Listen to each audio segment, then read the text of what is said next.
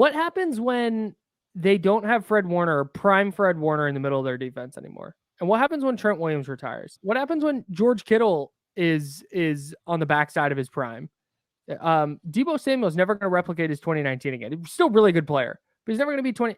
Like, you see, there's at some point, like, there's too much, and there's too much talent to have to restock. And at some point, you're going to need your quarterback to bail you out.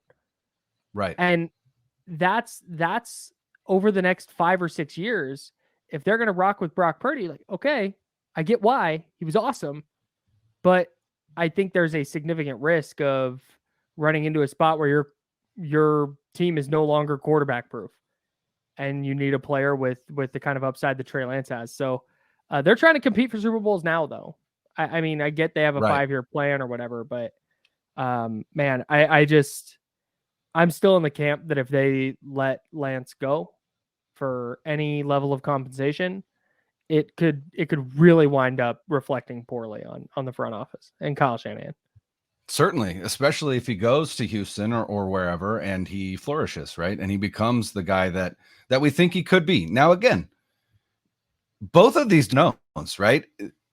It's just that Brock is a little less unknown than Trey because of the on-field evidence that we saw.